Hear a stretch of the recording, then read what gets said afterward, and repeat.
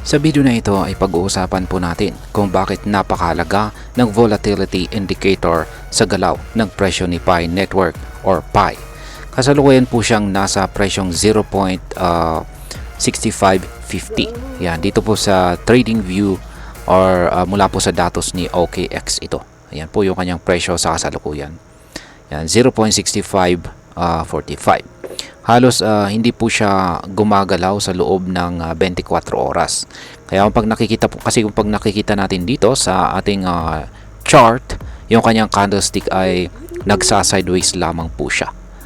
Ayan, nagsa-sideways, hindi po siya gaanong bumubuo ng malalaking candlestick. Yan, kitang-kita natin na maliliit yung kanyang mga candlestick. Pero sa kabila nito ay usap-usapan po ang posibleng pag-surge ng kanyang presyo ng hanggang $5. Yan, meron po tayo na content kanina kung saan ay meron pong isang analyst na nagsasabing aabot ito sa $5 at yan po ay si Moon Jeff. Pero hindi lamang po siya. Meron pang iba na nagsasabing posibleng umabot ito sa $5. Kaya sa video na ito ay bibigyan po natin ng malinaw at madaling maintindihan paliwanag ang tungkol dito sa volatility indicator. Ito po yung nakikita natin sa ibabang bahagi ng ating chart na yan. Yan po yung volatility indicator. Yan. Paano ba yan? Paano ba gamitin ang indicator na yan? At bakit po ito importante? At paano po ito nakakaapekto sa presyo ni Pi? Kaya yan ang siyang ating pag-uusapan sa video na ito. Pero bago po tayo magpatuloy, ay pakibasa lamang po muna ang disclaimer dito sa ibaba ng ating screen. Ngayon is unahin po muna natin ang update tungkol dito kay Pi. Base po sa kanyang latest data ulit, yan, nakikita natin dito ang kanyang presyo ngayon ay naglalaro sa 0.65. Yan, medyo malayo po ito sa kanyang dating all-time high na halos $3. Yan, base po sa datos natin dito kay OKX ay umabot po siya sa yan 3.0059 or saktong sabihin natin $3 yung kanyang pinakamataas na inakyat na presyo. Kaya ayan, pero bumagsak siya ng halos 80%, pero sa kabila ng matinding pagbagsak ay marami pa rin ang umaasa sa kanyang pag-angat sa presyo. Kaya yan na nga, kitang-kita natin nung umabot po siya sa $3 na presyo rito. Ayan, dito nauntog po siya at nahilo at yan, laki po, tuloy-tuloy na po yung kanyang pagbagsak. Sinubukan po niyang mag-recover dito or bumawi rito ng 2 beses.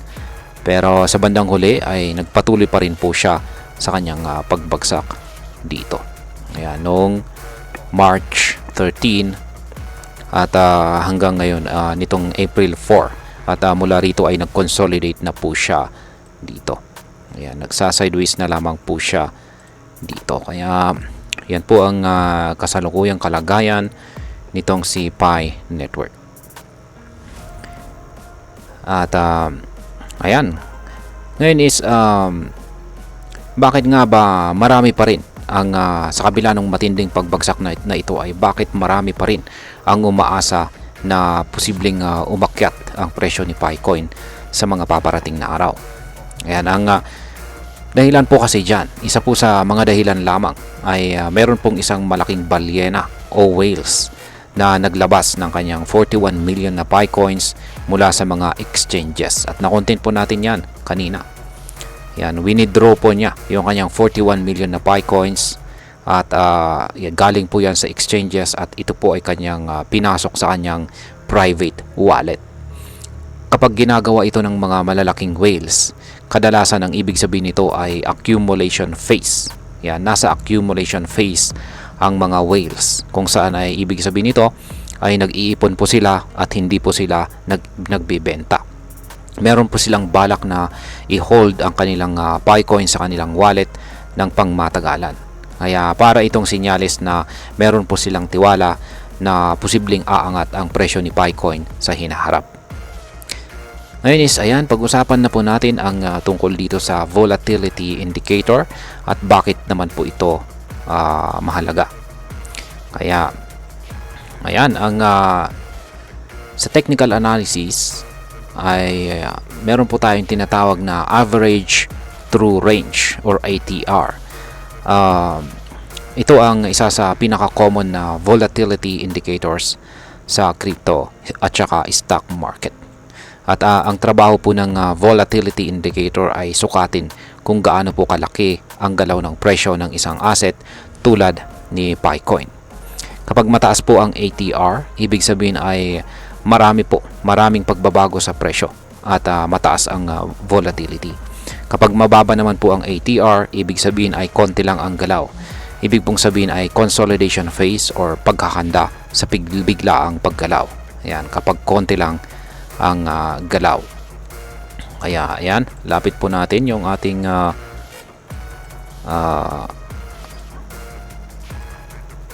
ayan po yung indicator natin dito.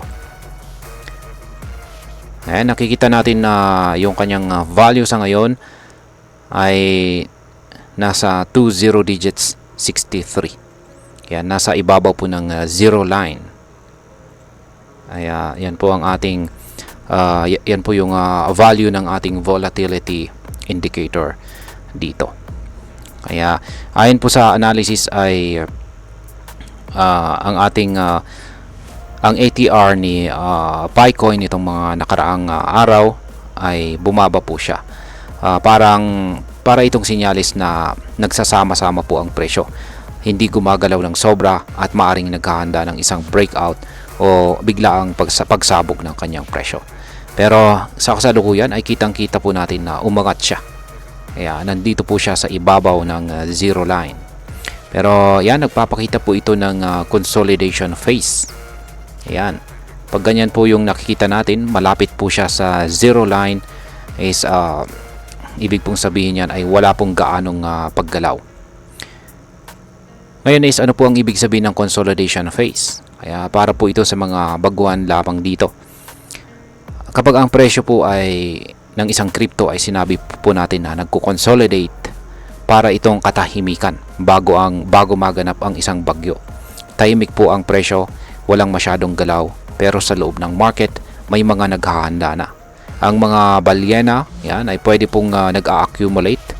Ang mga developers ay pwedeng naghahanda ng isang bagong updates at ang mga traders naman ay maaring naghihintay ng tamang timing para pumasok. Kaya ang consolidation phase ay sa madaling salita ay isang paghahanda. Kaya ito ang eksaktong nangyayari ngayon kay Pi Network or Picoin. Kung saan ay may mga technical patterns na rin na tinatawag na double bottom pattern na madalas pong nagiging simula ng trend reversal mula sa pagbagsak papunta sa kanyang pag-angat sa presyo. Kaya ayan, ano pa ba ang mga posibleng dahilan ng pag-recover nitong si Picoin? Meron pong 4 na key drivers na tinutukoy ng mga analysts na maaari pong dahilan ng pag-recover ni Picoin. Yung kanyang kapag yan bumalik po ang bull run ni Bitcoin, susunod halos lahat ng altcoin. Kaya historically ay sumasabay po itong si Picoin sa market movement ni Bitcoin.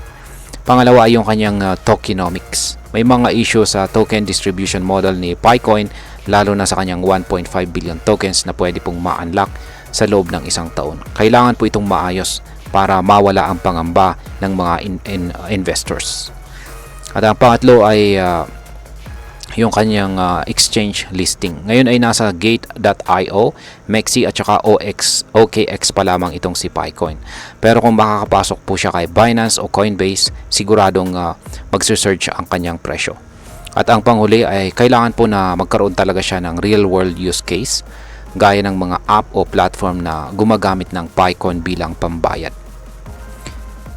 Kaya ayan, ngayon ay ayon po sa ibang mga analyst, yan, kung magtutuloy-tuloy ang accumulation phase na nakikita natin dito kay Picoin, yan, at kung magawa po niyang malampasan yung mga resistance level natin dito, ay posible raw po niyang akyatin ang presyong $3.29 hanggang $5.